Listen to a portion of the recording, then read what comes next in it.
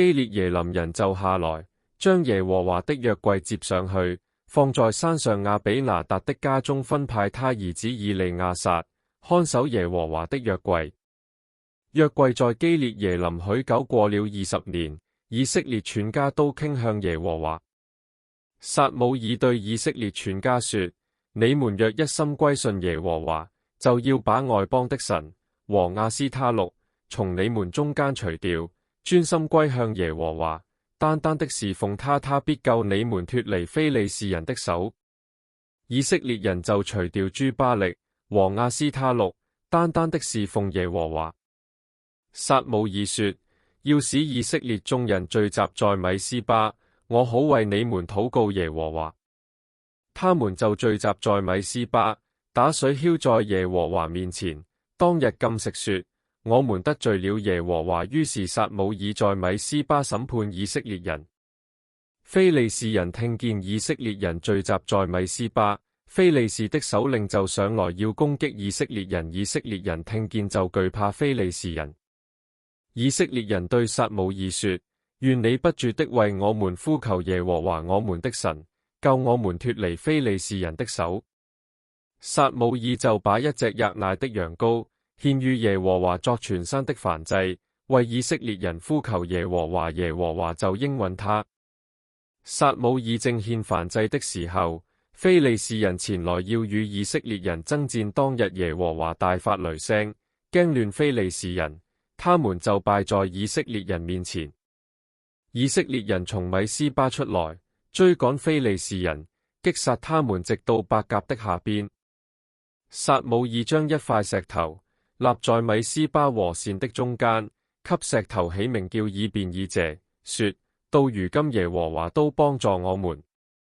從此非利士人就被制服，不敢再入以色列人的境內。撒母耳作士師的時候，耶和華的手攻擊非利士人。非利士人所取以色列人的城邑，從以革倫直到迦特，都歸以色列人了。屬這些城的4境，以色列人也從非利士人手下收回。那時以色列人與亞摩利人和好。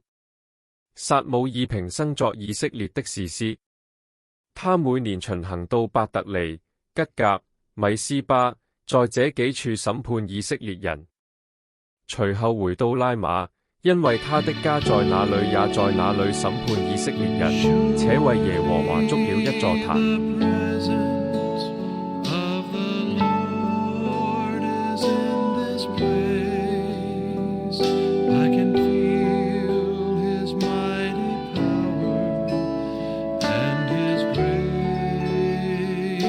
約舉被擄掠歸還以色列的事件，最終以令人失望的方式收場。約舉已被非利士人歸還給以色列，但以色列人卻不願侍奉耶和華，他們繼續罪惡地敬拜外邦神明。基列耶琳人從伯示麥取回約舉，耶和華曾因他們虐待約舉而擊殺了他們70人。撒母耳記上錄。約舉被送到一個名叫亞比拿達的人家中，他很可能是一位利未人祭司。亞比拿達的兒子以利亞撒被立為聖徒，負責看管約舉。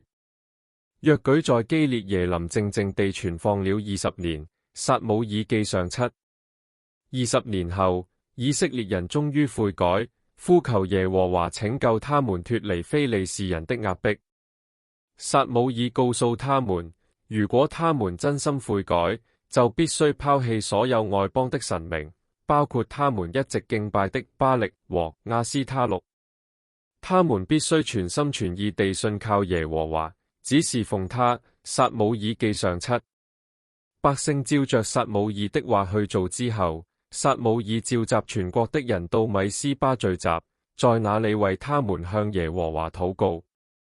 百姓聚集起來，禁食，或許連水也不喝。他們在耶和華面前傾倒水，顯然是悔改、潔淨和需要的象徵。百姓承認自己得罪了神，並信服撒母耳，認他為審判官或拯救者。撒母耳記上7。非利士人聽說以色列人聚集在米斯巴，就以為以色列人要起來反抗他們的統治。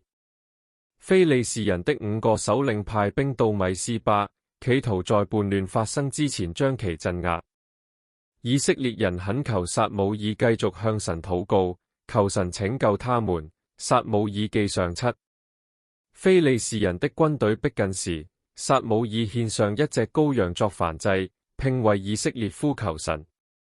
耶和華回應了撒母耳的呼求，發出震耳欲聾的雷聲，擊潰了非利士人，使他們驚慌失措。